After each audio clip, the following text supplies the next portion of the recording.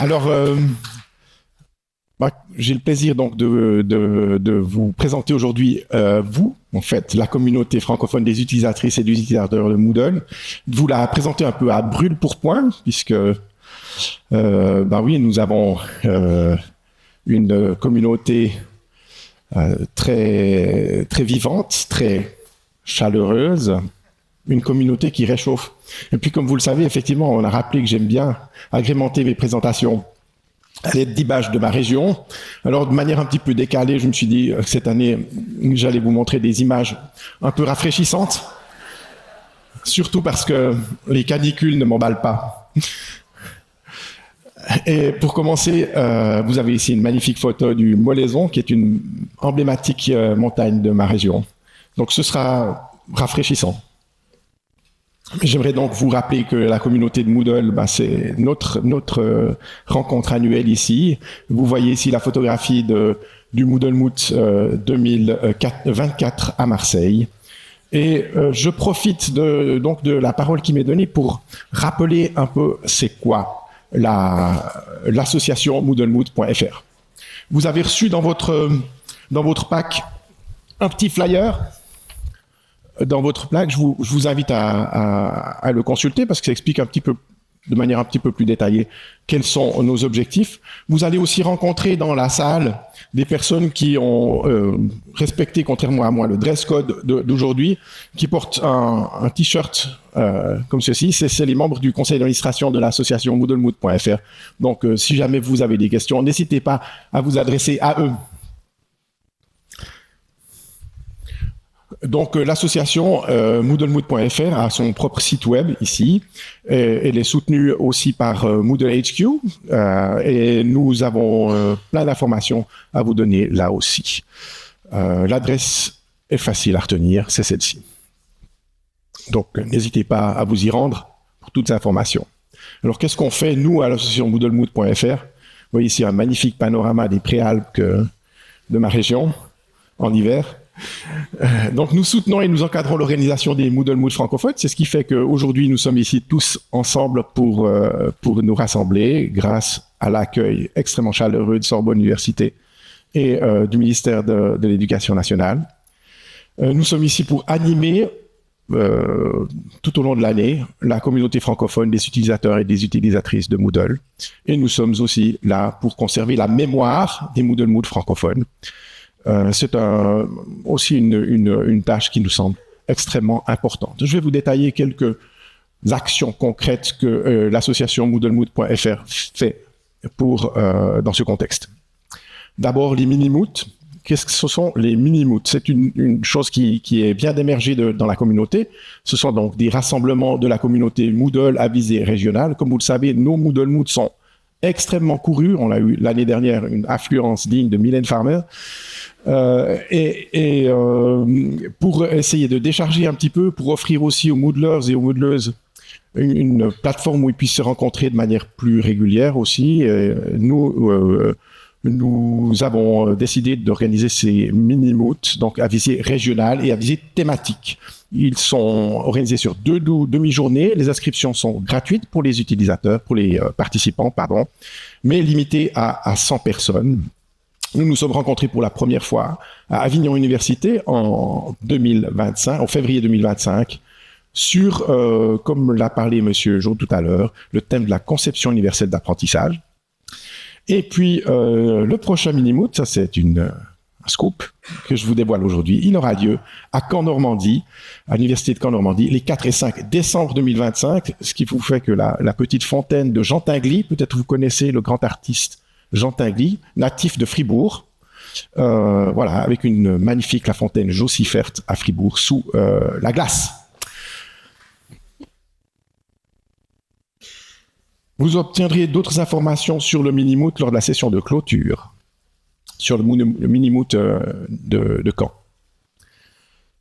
Voilà, qu'est-ce que nous faisons également? Nous faisons aussi l'animation des forums de la communauté tout au long de l'année. Comme l'a souligné M. Jourde, les forums, c'est un outil extraordinaire dans Moodle pour créer du lien, pour augmenter l'aspect social de l'apprentissage. J'ai particulièrement bien aimé votre citation sur l'ingénieur pédagogique comme améliorateur de la société. C'est intéressant de noter que le slogan de Moodle, c'est Empowering Educators to Improve the World. Donc, si je peux traduire, c'est donner les moyens aux enseignants d'améliorer notre monde. Et j'ai trouvé que c'était vraiment très intéressant. Donc, la communauté Moodle se retrouve toute l'année, 24 heures sur 24, 365 jours par an sur Moodle.org, un forum, un espace d'échange, de pratique, d'aide, d'assistance extrêmement bienveillant qui fonctionne depuis 2003 quand même, et dans lequel de nombreuses personnes dans la salle ici agissent. Il y a un système aussi de reconnaissance entre pairs, ce qu'on appelle les PHM, les Particularly Helpful Moodlers, les Moodlers et Moodleuses particulièrement utiles, qui sont récompensés par des badges suivant leur utilité perçue par les personnes qui elles-mêmes ont posé des questions. Il y en a plein dans la salle, vous les rencontrerez sûrement.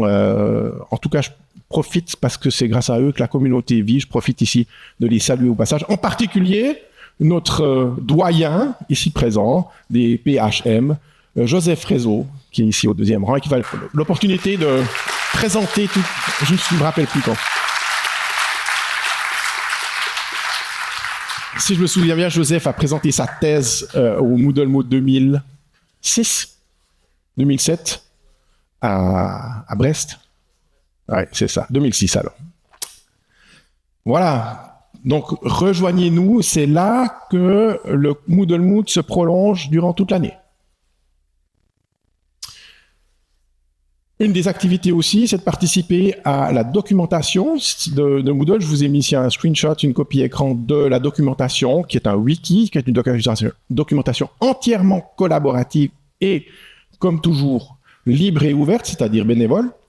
Sans vous rien vous cacher, malheureusement cette documentation, Moodle, on vous a parlé de ses richesses, vous les connaissez toutes. Il y a des grandes richesses, mais une grande richesse implique une grande complexité. Une grande complexité implique une bonne documentation.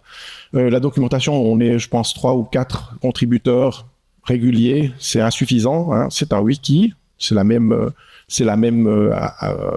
interface que celle de Wikipédia. Donc, je présente ici un appel à la communauté. Impliquez-vous, s'il vous plaît, dans la documentation. Vous avez trouvé une façon de faire autrement ou de faire mieux une activité. Vous avez un bout de traduction de la documentation en anglais, qui elle est très fournie.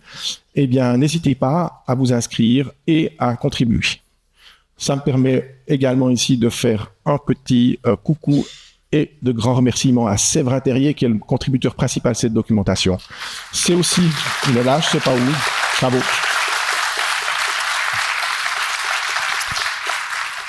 Séverin est également un de ces PHM dont je vous ai parlé tout à l'heure. Voilà, l'adresse est simple à trouver, c'est docs.moodle.org/FR. Autrement, vous avez la documentation en anglais, c'est pas déconseillé non plus d'ailleurs. Voilà, dernier point. Cette année, nous avons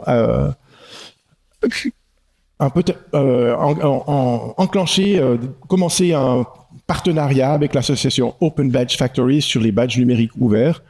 L'idée est que cette société va nous aider, et c'est un partenariat de l'association moodlemood.fr. Et ce partenariat va permettre à l'association de nous aider à badger les Moodle Mood et les Mini Mood. Et vous avez sans doute rencontré Émilie Lenel et son magnifique sourire lors de l'accueil.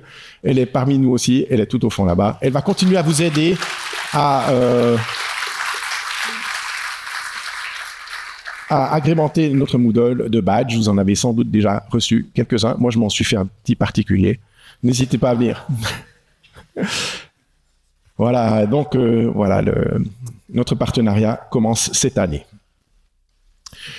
Voilà, j'en ai fini avec la communauté francophone. J'aimerais juste vous présenter d'abord notre magnifique cité de Gruyère, sous la neige, et vous parler très très brièvement de Moodle dans le monde. Comme vous le savez, Moodle est la plateforme d'apprentissage la plus utilisée dans le monde. Je pense que demain, Mary aura l'opportunité de vous en parler plus avant.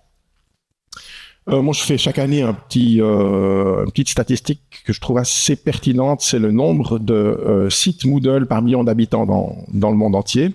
Je vous ai mis ici la situation actuelle. On remarque quand même qu'en Europe, et notamment en Europe hispanophone et enfin en Ibérie, devrais-je dire, le Moodle est très, très implanté. Voilà, sans autre commentaire, pas beaucoup de changements.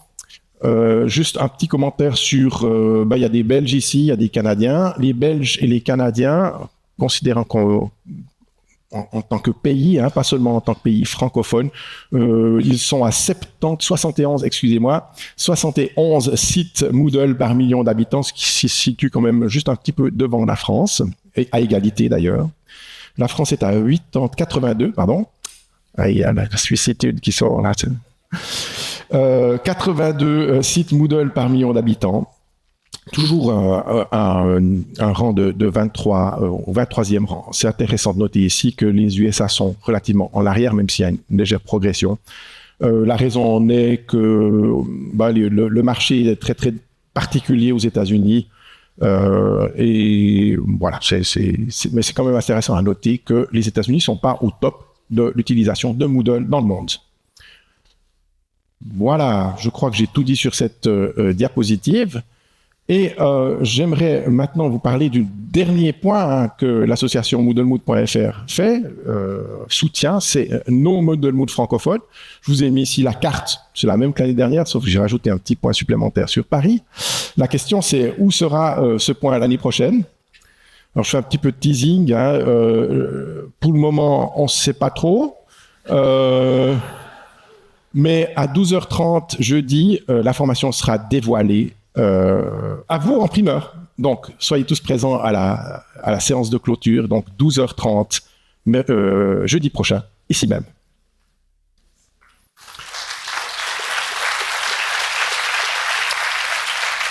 Je crois qu'il me reste un petit peu de temps, et puis c'est la deuxième partie de ma présentation qui va me permettre de parler de Moodle 4.5 et Moodle 5. C'est un peu une tradition que chaque année, puisque la parole m'est donnée, et puis que finalement, c'est ça qui nous intéresse le plus ici, de vous parler un peu de Moodle 4.5 et de Moodle 5. C'est vraiment quelques extraits des nombreuses nouveautés, nombreuses améliorations de Moodle que j'ai choisies de manière un petit peu arbitraire, parce qu'elles me semblaient les plus intéressantes à vous montrer aujourd'hui.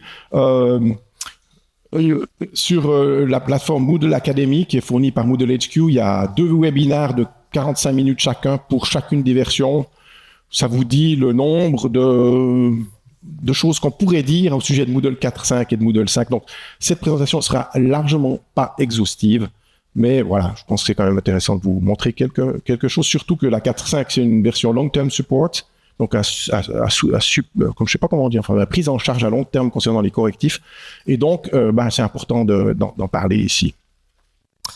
Voilà, donc commençons tout de suite par 4.5. Comme je viens de le dire, c'est une version long-term support. Elle est sortie le 7 octobre et donc elle sera entièrement prise en charge pour la correction des bugs jusqu'à pratiquement la fin de l'année, en 6 octobre, mais prise en charge pour les correctifs de sécurité jusqu'en 2027, ce qui est quand même une garantie de fonctionnement importante pour ce qui est des administrateurs. Voilà, je passe rapidement. Les nouveautés qu'on retrouve dans 4.5 et 5, c'est le sous-système IA générative là derrière. Donc, il y a la possibilité de connecter directement Moodle à un fournisseur d'intelligence artificielle générative. Actuellement, il y en a 2 pour Moodle 4.5, OpenAI et Azure, si je me souviens bien. Je vois que Mary me dit que j'ai pas trop de mémoire. Et puis, dans 5, il y a en plus Ollama. C'est juste. Voilà. Donc, l'idée, c'est de pouvoir générer de manière intégrée à Moodle. Je vous montrerai, je crois que j'ai fait une copie écran pour ça, générer du texte, des images, résumer, j'ai mis en guillemets parce que en général, c'est plus de la compression de texte que du résumé. N'oublions pas quand même que, même si ça s'appelle intelligence artificielle, finalement, ça ne résonne pas. Et puis, d'expliquer aussi, j'aurais dû mettre des guillemets, des textes. Voilà. Au passage, un petit peu d'autopromotion. J'aurai le plaisir demain de présenter les innovations de Moodlebox. J'ai réussi à installer sur une Moodlebox, donc sur un petit Raspberry Ollama, et de faire interagir directement offline, entièrement offline, Moodle et Ollama sur une petite boîte comme ça grosse. Voilà, je vous montrerai ça demain pour ceux qui sont intéressés.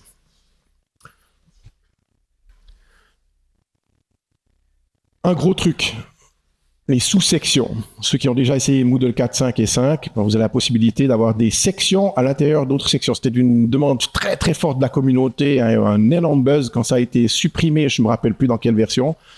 Finalement, ça revient. D'abord, on a eu le droit à des possibilités de structurer et maintenant on a le droit d'avoir ces sous-sections.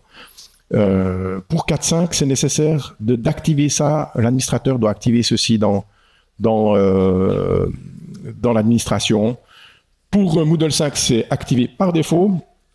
En gros, je vais vous montrer à quoi ça ressemble. Hein. Vous avez, quand vous êtes dans une page de cours, un menu avec un petit plus qui s'affiche. Vous remarquez aussi que l'interface graphique a été grandement facilitée. Là-dessus, vous avez deux possibilités, soit de cliquer sur activité aux ressources, auquel cas vous allez arriver au sélecteur d'activité, soit de choisir sous-section. Qu'est-ce qui se passe quand vous avez une sous-section? Vous avez, là, j'ai été un peu plus loin, j'ai agrémenté encore, j'ai inséré encore quelques activités dans une sous-section et vous voyez bien donc la possibilité de fermer ou d'ouvrir cette sous-section et même de cliquer sur l'entête de sous-section pour ouvrir la section dans le cours. Dans une page, indépendante, toute seule, ce qui permet aussi à l'étudiant, respectivement à l'enseignant, de se focaliser sur cette partie du cours.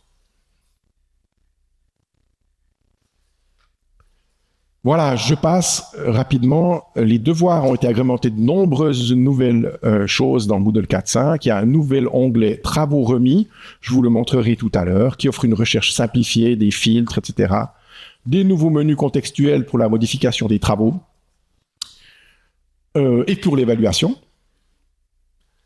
Un en-tête et un pied de page fixe, ça serait pratique, je vous montre tout de suite à quoi ça correspond. Et puis finalement, un réglage intéressant qui permet d'octroyer automatiquement des remises supplémentaires. Donc vous avez la possibilité dans les devoirs, comme vous le savez peut-être, de permettre plusieurs remises, plusieurs travaux successifs, en cas si vous nécessitez, voilà, selon l'activité que vous avez mise en place.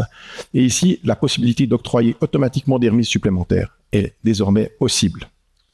Voilà, ça ressemble à quoi tout ça? Eh bien, si vous regardez ici en haut dans la navigation secondaire, vous avez l'onglet « Travaux remis » sur lequel j'ai déjà cliqué.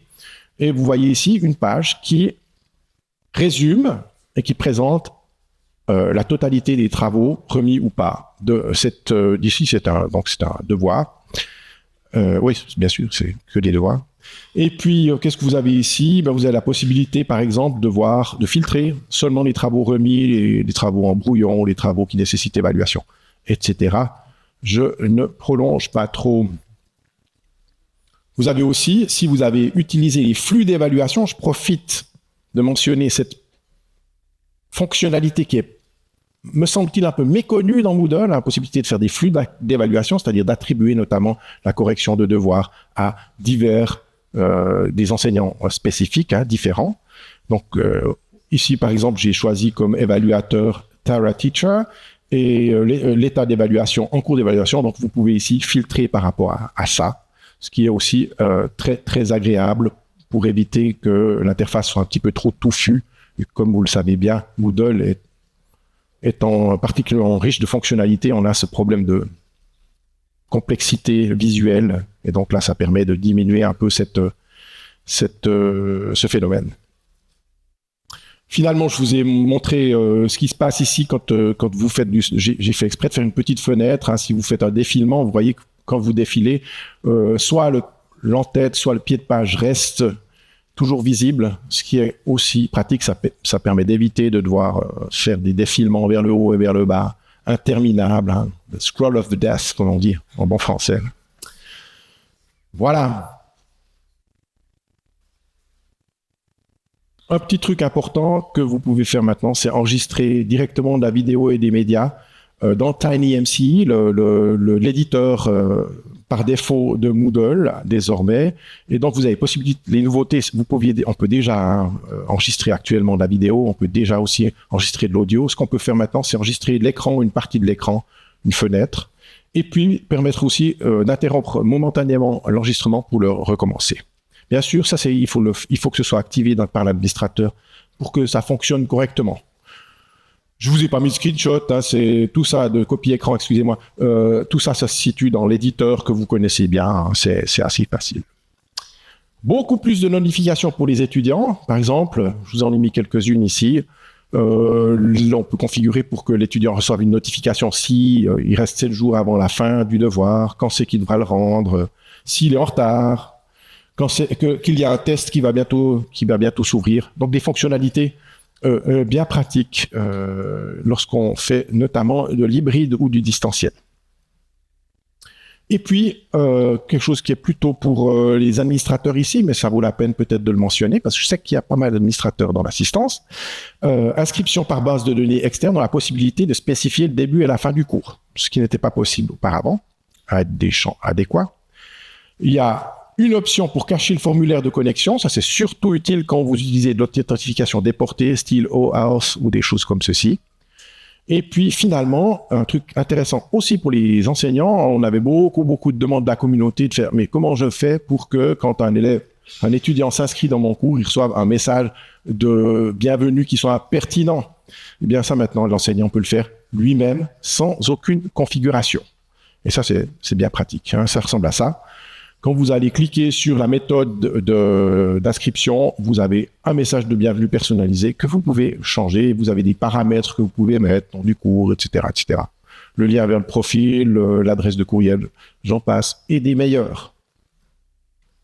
Voilà, ça c'est un truc, je pense, au niveau de l'acceptation du cours, mais du côté, disons, social, hein, comme c'est un cours en ligne, c'est plutôt quelque chose de froid. On aimerait bien, d'ailleurs, ici aujourd'hui. Ça permet de socialiser un petit peu tout ça. Voilà. J'espère que je suis pas trop vite parce que je fais quand même un catalogue de trucs là. On passe à la version 5.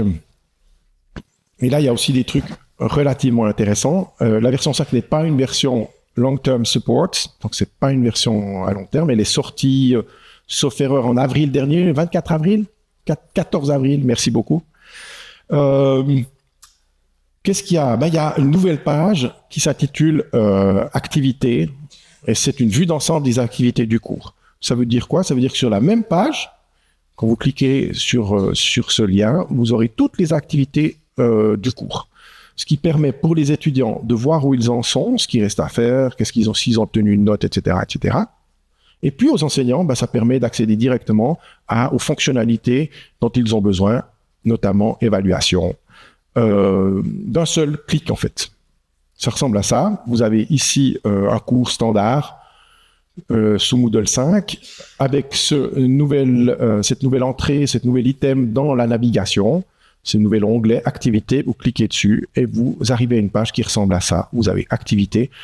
Vous avez remarqué, donc on peut ouvrir ou fermer les différentes activités ici. J'ai ici, par exemple, deux devoirs, un devoir formatif, un devoir noté. Vous remarquez qu'un, par exemple, il y a le statut d'achèvement qui est activé, l'autre pas. Et puis, s'il y avait eu des devoirs rendus, j'aurais le bouton évaluer qui serait en bleu, qui me permettrait de le faire. Je vous avoue que j'ai passé quelques minutes pour faire le screenshot, mais que j'ai pas été jusqu'au bout de faire tout un cours j'ai pas eu le courage de faire ça. Si vous avez l'opportunité, je vous invite à voir les webinaires qui ont été enregistrés sur Moodle Academy ils sont en anglais, par Helen Foster et Mary Couch, et qui présentent ça de manière avec des copies écran. En anglais certes, mais qui présentent ça de manière complètement étendue, avec beaucoup plus de détails. Et sûrement mieux que moi. Voilà, il y a aussi un truc nouveau dans Moodle 5, c'est ce qu'on appelle les pénalités de notes. Ça permet de faire en sorte qu'un élève qui est en retard, il reçoive automatiquement une pénalité sur sa note, que vous pouvez configurer. Pour le moment, ça marche que pour les devoirs. J'imagine que peut-être ça va être étendu, ouais. J'imaginais bien. Ça continue avec d'autres activités, me dit Mary. Voilà, j'imagine. C'est pour ça que j'ai mis pour le moment. Ça m'étonne pas, en général. Moodle HQ réfléchisse bien pour le développement. Ça ressemble à ça. Vous avez dans l'administration du site, pour le moment dans l'administration du site, gérer les activités prises en charge. Pour le moment, il n'y a que devoirs.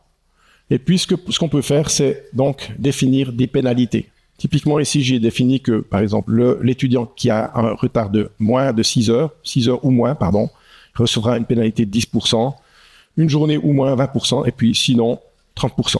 Pas trop méchant, même celui qui a une année de retard. Voilà. Ah, ça suscite beaucoup de commentaires. Pardon? On va le configurer, voilà, exactement. Voilà, mon coup de cœur pour Moodle 5, je pense que ce sera le coup de cœur de nombreuses personnes dans cette salle, c'est les banques de questions parcours.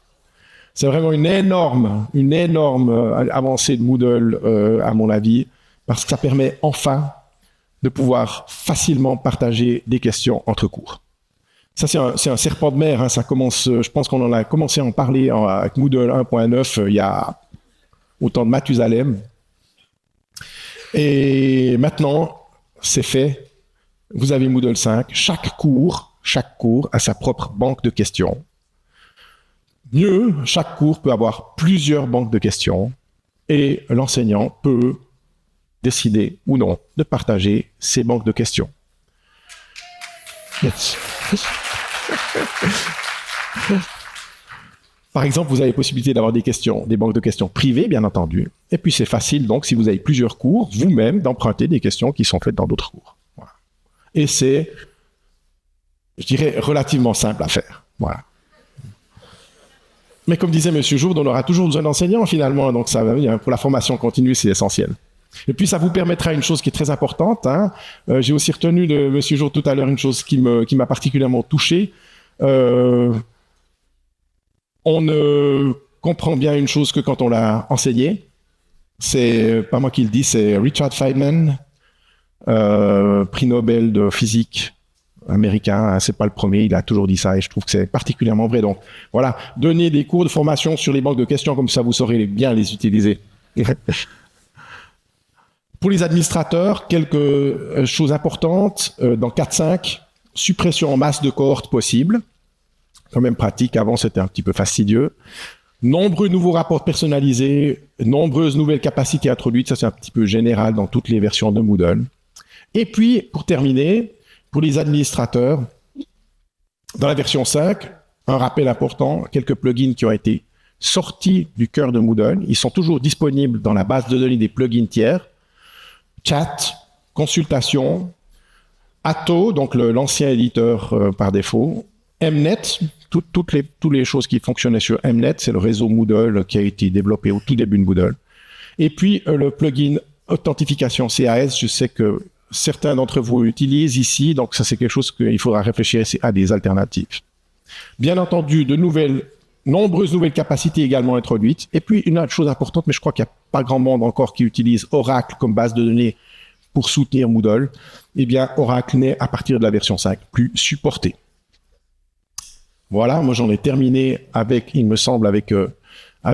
présentations sur Moodle 4, 5 et 5. Je crois qu'il nous reste un petit peu de temps pour les questions, n'est-ce pas? Mais pour les questions, je me suis dit quand même que j'allais vous montrer qu'il n'y a pas qu'en Gruyère, d'où je viens, qu'on a des beaux paysages enneigés. Et puis j'ai même trouvé une photo de Paris qui fait ressembler presque... je suis avec le mauvais bouton... à la Gruyère enneigée. Voilà, je suis à votre disposition si vous avez des questions. Merci beaucoup, Nicolas.